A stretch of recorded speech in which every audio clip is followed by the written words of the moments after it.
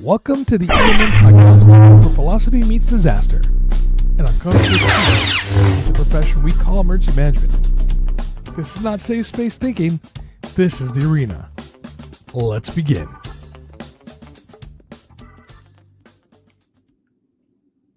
Hey, happy, and may the 4th be with you. May 4th today.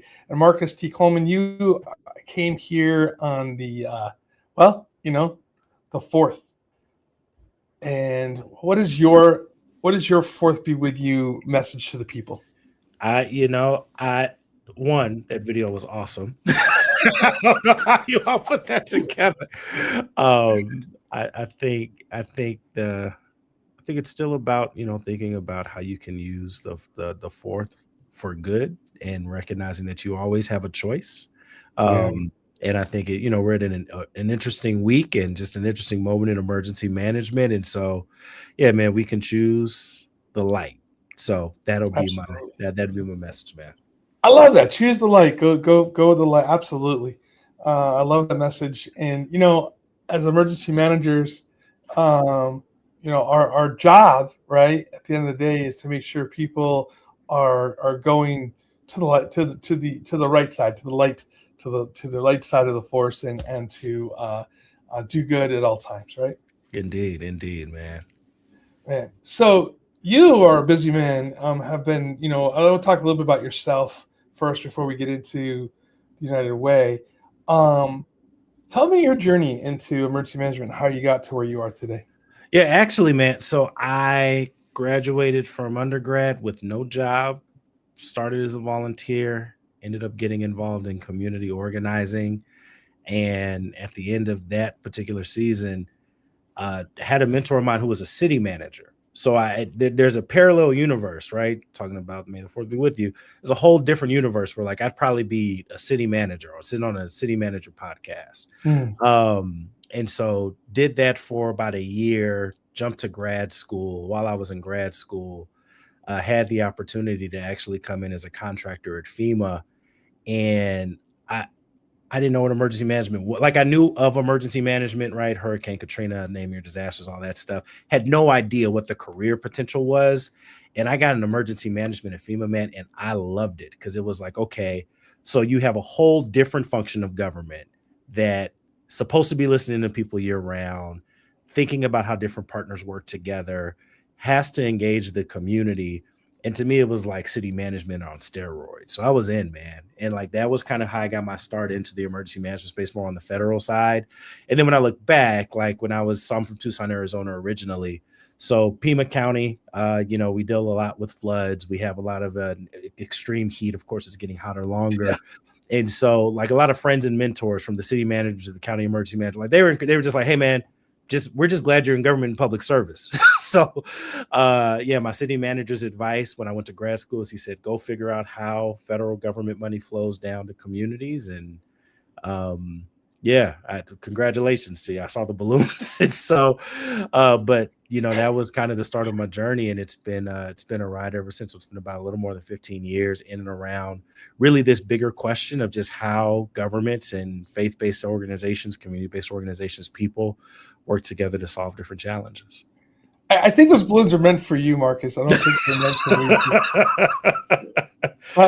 I don't know how that came about, but somebody must have given me a thumbs up or something. I don't know. That was wild. That was the first time I've ever seen that.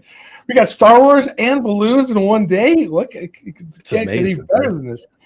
So, we were talking before we went live a little bit about, recovery and whatnot. And the reason why I'm bringing the recovery stuff up really quickly is when we think about emergency management and disaster response, everything's on TV, is all the sexy stuff, the helicopters flying around, the boat rescues, the things that make for good TV. Mm-hmm. What doesn't make good TV, and which is the most important part, I believe, at least, this is my opinion. Not that saving people off the rooftop isn't important, because that's very important too, but the ongoing recovery, the immediate recovery, and then the 60-90 and the long-term recovery is critical. And this is where partnering with our nonprofit organizations or NGOs really comes into play. Mm-hmm. And that being said, so one of the things that you were talking about, and I really want to get deeper into this, is one of the missions that you do is trying to keep people out of the homeless pipeline. Mhm. You know, as we look at society today, statistics show that most people have less than 2 days worth of food in their home. They're looking at just-in-time replenishment from the grocery stores. I'm probably just as guilty as everybody else of like, hey, what are we having for dinner tonight? Stop by, Mhm. the grocery store and pick up some food. Yeah. How do we fix that? And how does the United Way play into that? Yeah, no, I appreciate the question, Todd. I'll say, and this is an important week to ask this question. So, uh, you quickly, United Way, we've been around for 138 years. The origin story of United Way started with members of the faith community and concerned citizens in the time of an emergency or crisis at that time saying, right, we got to find some ways to come together because there were some children that were in desperate need of additional support. And, 138 years later, United Way still continues that mission alongside different partners. And so, one of the ways that kind of we think about framing and engaging various populations that need support. One of them is actually called ALICE, so asset limited income constrained and employed individuals. These are people, right, that they are working full-time jobs, sometimes two, and they still have more month than money. And so our United Way network, we have about 900 United Ways across the country, 1,134 countries.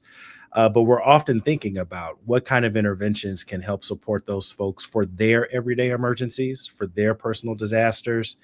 And, when the balloon goes up on our side within the profession, all those capabilities and competencies come to scale. And so, one of the ways that we're thinking about this very practically, I know that you, of course, out in California, we had our local Greater LA working alongside, legal clinics, working alongside many of the community-based organizations that were providing mutual aid before those fires, and making sure that we have the social infrastructure in place to continue those human services and social services. And that's kind of the role that United Way plays, right? We are supporting the everyday emergencies, but being more thoughtful as a collective network on how we continue to show up at scale for some of those enduring disasters and crises that honestly, like no one sector, no one nonprofit, no one aspect of the emergency management profession can face. And going back to kind of how big this week is, I mean, right, we're going to have maybe the FEMA Review Council report come out, but more importantly, we are having active conversations with the National Voluntary Organizations Active in Disaster Conference meeting in Reno. They're going to be talking a lot about how to think about this question of strengthening recovery and helping to make recovery more resilient. And then our friend Rob Glenn with the U.S. Chamber of Commerce Foundation, he's bringing together corporate partners, nonprofit partners, and others, thinking about the role that investments from corporations year round, not just big corporations, but small businesses can think about how do we, right, not just jumpstart positive recovery outcomes, but navigate recovery. And in both arenas, United Way is glad to be a partner and collaborator across both sectors and along many of our other partners.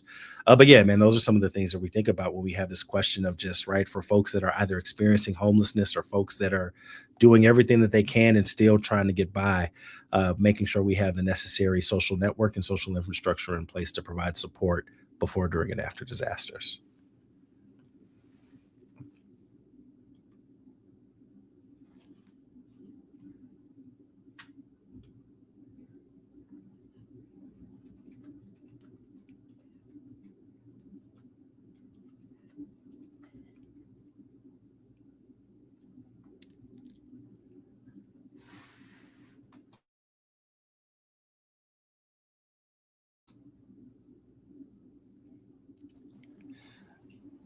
Oh, sorry about that, Marcus. I It's was all listening to good. what Hey, yeah. it's all good. It's all good.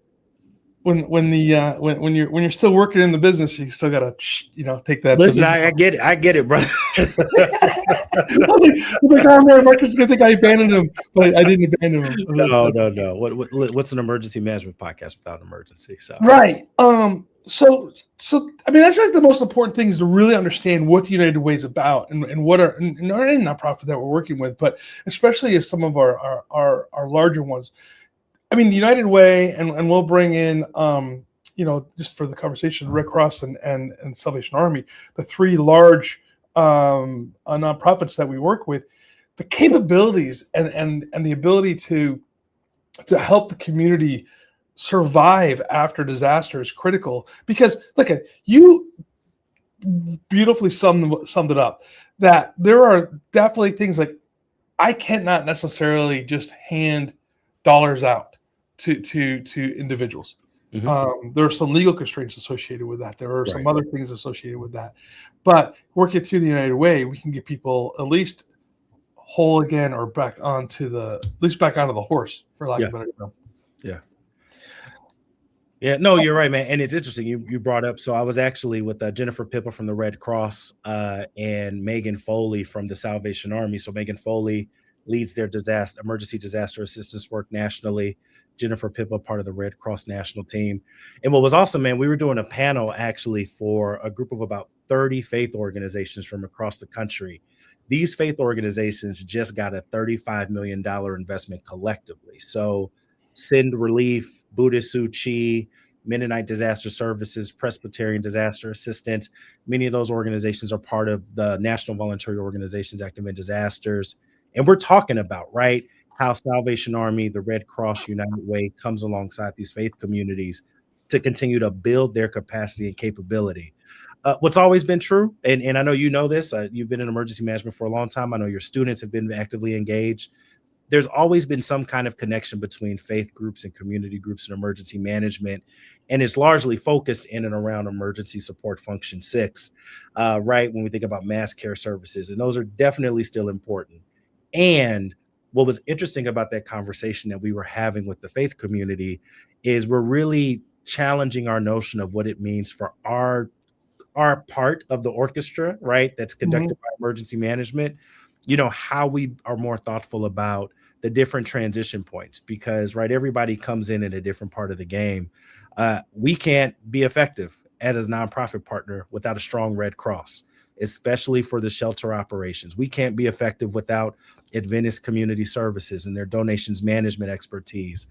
We can't be effective without United Way and its efforts to make sure that all the community-based organizations that are supporting communities year-round have the infrastructure they need to pivot towards and support some of the long-term recovery that comes up. And as you know, to your point, the challenge with recovery, it doesn't really fit in the neat boxes of the recovery support functions. It kind of blends together.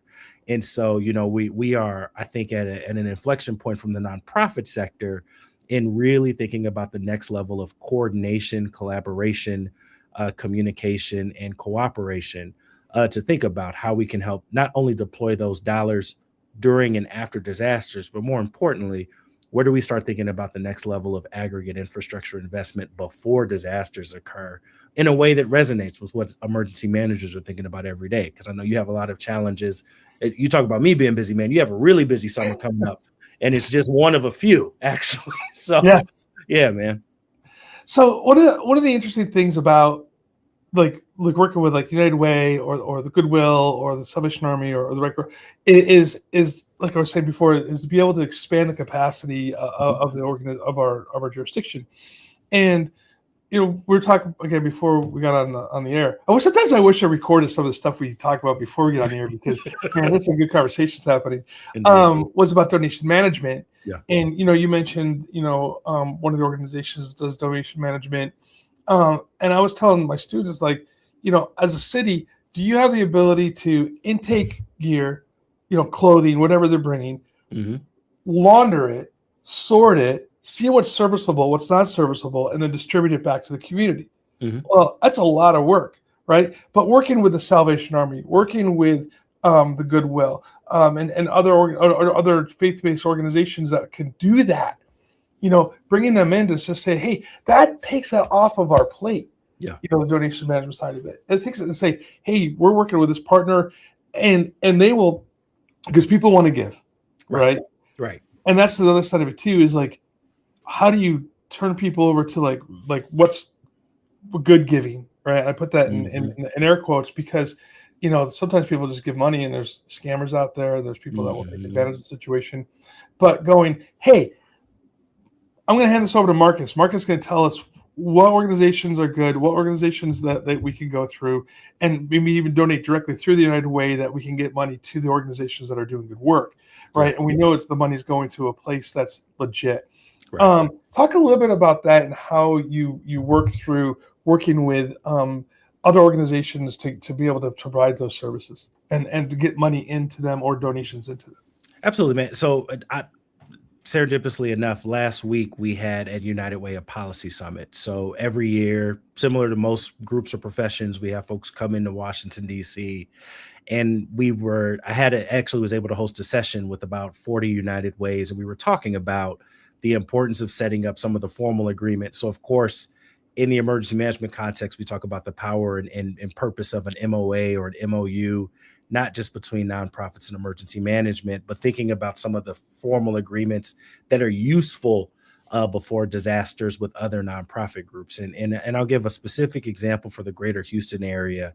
So the United Way of Greater Houston, the Greater Houston Disaster, our United Way and the Community Foundation of Greater Houston, through an investment of a corporate partner, was actually able to pre-script and develop a regional disaster resilience fund, because what they took away from Hurricane Harvey is it doesn't make any sense to create spaces and places for unnecessary competition between nonprofit groups who are, trying to aggregate the same amount of resources.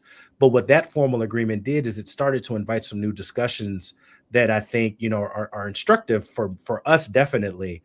But how do we help pre-script some of the connections? So, of course, in the emergency management profession, right, you have folks that have pre-scripted agreements in a lot of different ways. But in the nonprofit space, we continue to think about how we can iterate a lot faster in that way. And so that regional fund has allowed for essentially the opportunity to have a few hundred nonprofit-based organizations that, in the event of another major incident in that community, that the United Way and the Community Foundation can quickly deploy resources out. Our partnerships with the Red Cross, man. So when Hurricane Helene happened, substantial damage all up and down the 6 states. I think it's the story that people often don't think about. Red Cross's investment and the investment that they got to lead recovery efforts, much of that investment came through local United Ways to help support long-term recovery groups.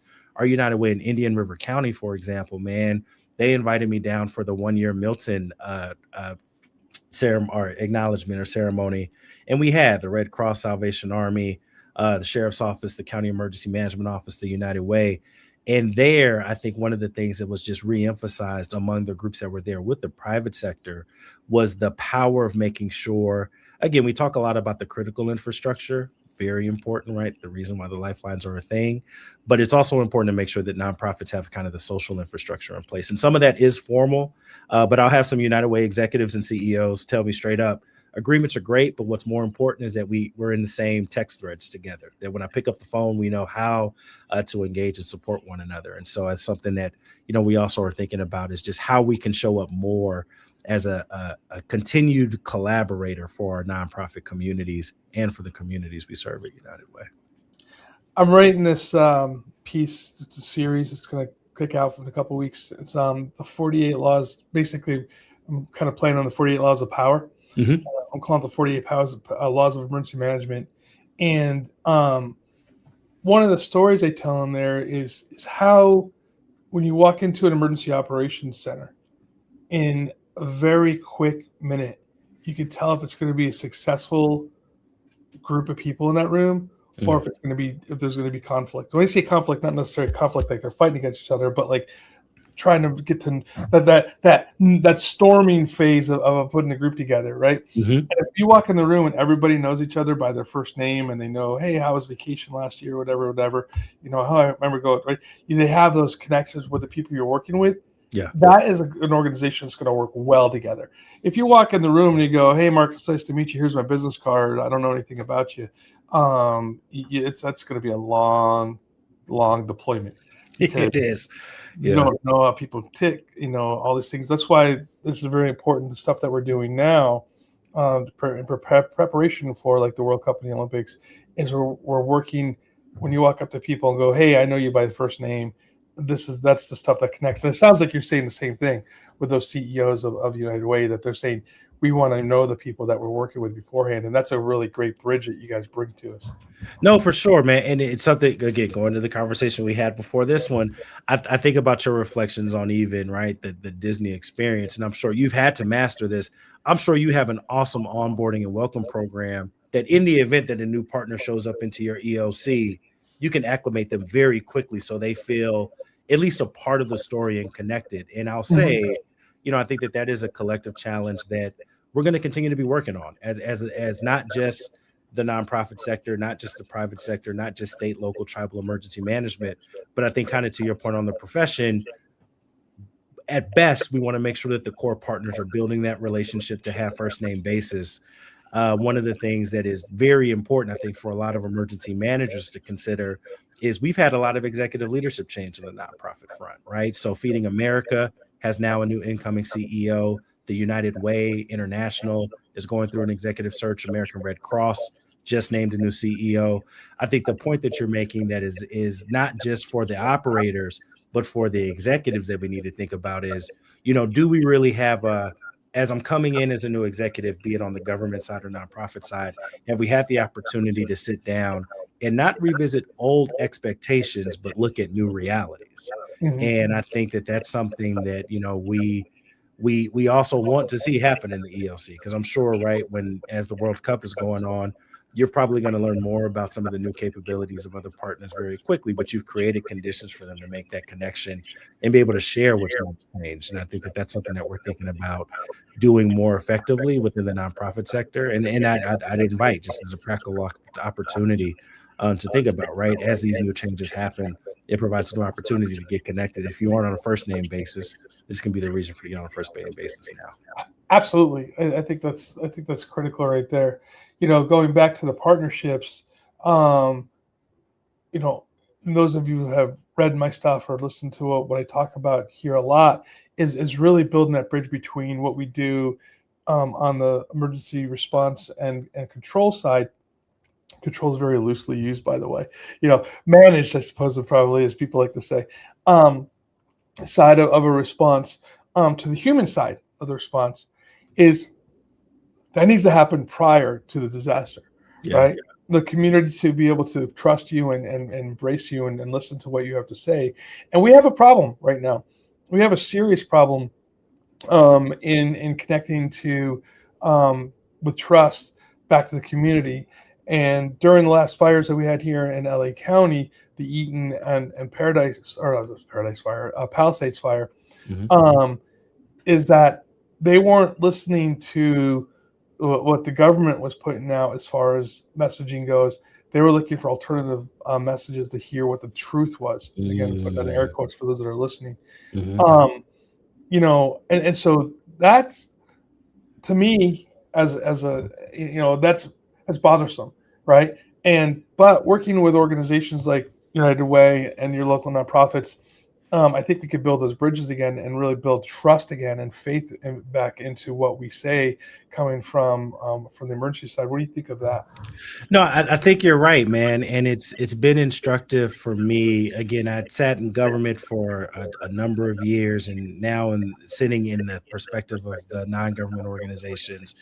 And one of the things that we are seeing, right, is that the public, the folks that are consuming content, they still want to find trusted sources. But to your point, the challenge is right, people have different versions of what their truth is. And so I know as the fires were happening in the greater LA area, some of the anecdotes that we heard from community organizations is that I think the technology called Watch Duty.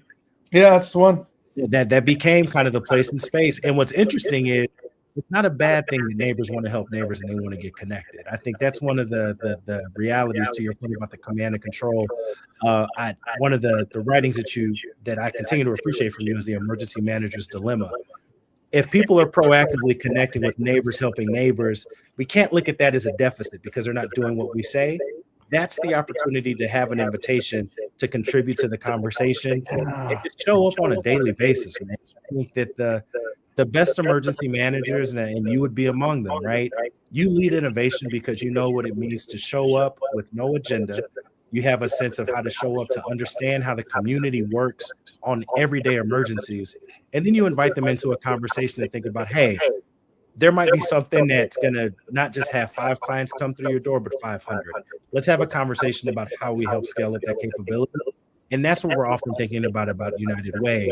A disaster of a different kind that I'll mention that really tested this capability for all of us was the SNAP crisis. Oh yeah. It's our United Way capability, but our 211 capability and partnership nationally. You know, we were taking on average a few hundred calls maybe every day for food insecurity, and you have a few thousand calls instantaneously. And it really continues to force us to think about how we make sure that the capabilities and things that we do to help meet everyday emergencies, one, that we can share that information with emergency management.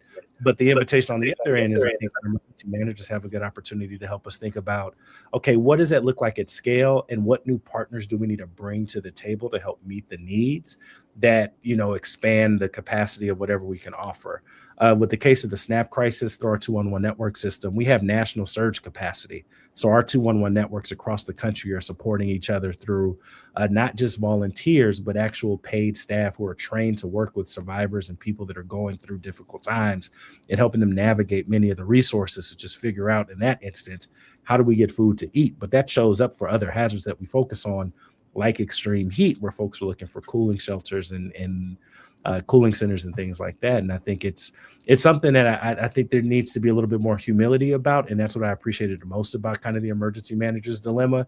We got to sit in the tension that control and command and control no longer works. Mhm. And we have to really think about, right, what is our role as a contributor of community, as opposed to thinking about, if I sit with y'all long enough, I can throw you into a disaster preparedness training, which I still get tempted to do whenever I see groups get excited about what I have to say from an emergency management perspective.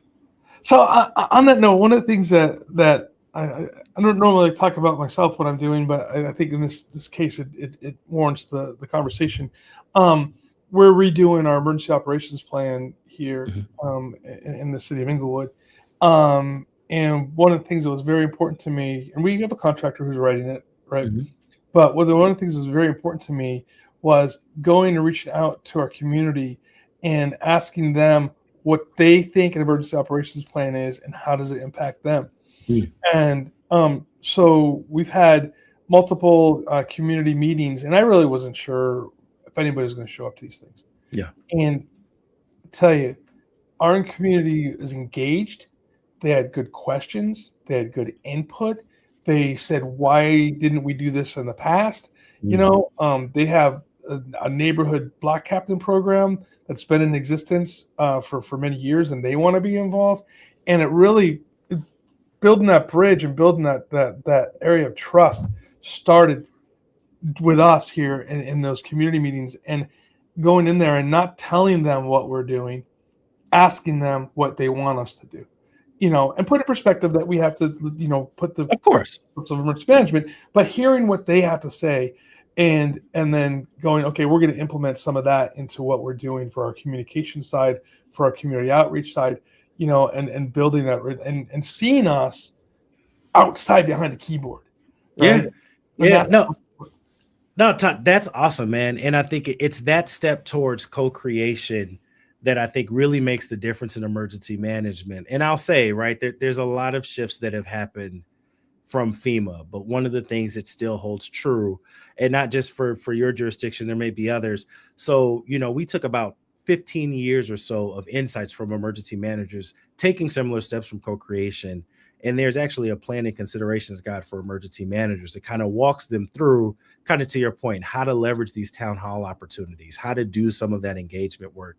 I think the formal title is like engaging faith-based and community-based organizations. And it's a planning document, and it's for the emergency management audience, because like the thing that I understood, right, when I first got into in the emergency management space is, and this is going to be a very, it's not limited, but I'll just say, in the South, every emergency manager in the South knows at least their pastor by name and knows how to call on their pastor. There were other parts of the country where just emergency managers didn't feel necessarily comfortable working with faith groups, or they weren't necessarily sure what questions they can ask. And so one of the investments that we made, again, when I was at FEMA, still there is there was a training course on religious literacy and competency and having those conversations. But some of it is just doing exactly what you did, man. Like, it doesn't have to be complicated science. You can just open the door and say, look, we're going to be transparent about what we're doing, what we know, and we're going to be transparent about what we don't know. So how can we work together to think about helping folks in times of need? Right. But I'm sure, like the anecdote and insights that you've gotten from your plan, I think speaks to a shared future that we have as we're looking forward, right? Because a lot of the guidance and stuff that's available, most of it was pre-COVID, and a lot of it's been pre all these reforms that are happening. And I'm sure that expectations from community members have shifted drastically in places like your community. And so it's something that we think about at United Way. And so just another tip for those that are interested, many of our United Ways are conducting community needs assessments year round. Yeah. So we're a great resource for an emergency manager if they want to just kind of get a sense of how have the social and human service needs evolved in our community and how are nonprofits thinking about some of that stuff. That's a conversation that, like, we would invite any emergency manager to have with any of our United Way networks, in the same way that we would invite you to want to have conversations like that with the local Salvation Army, and then have collective conversations on how can that feed into really rethinking elements of the emergency plan, but also where can we be a great resource to help amplify communications as your trusted messengers when the time is needed, you know? Absolutely, Marcus. Awesome information right there. I'm going to say one thing before I'm going to turn it back over to you so we can close it out. But when you do open up the door, there are going to be some things that are like out of pocket. You'll be like, okay, yeah, I can't buy everybody a Jeep in the city, but I appreciate the idea behind it, right?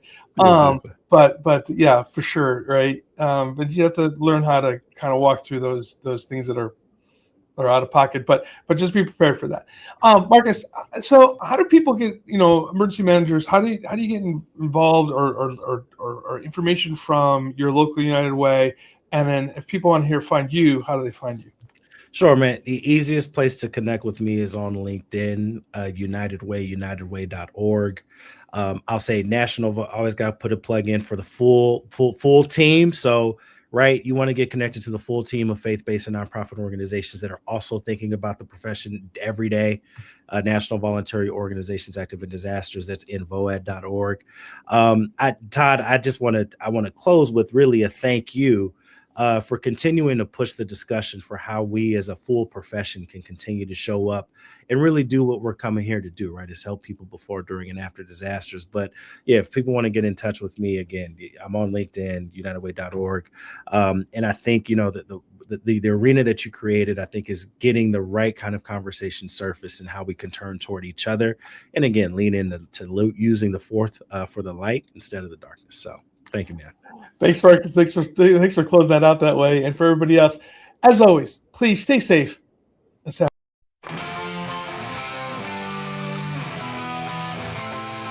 When the sirens scream out loud, or the voice that breaks the cloud, heads out high when things go wrong, will guide you through its strength and song.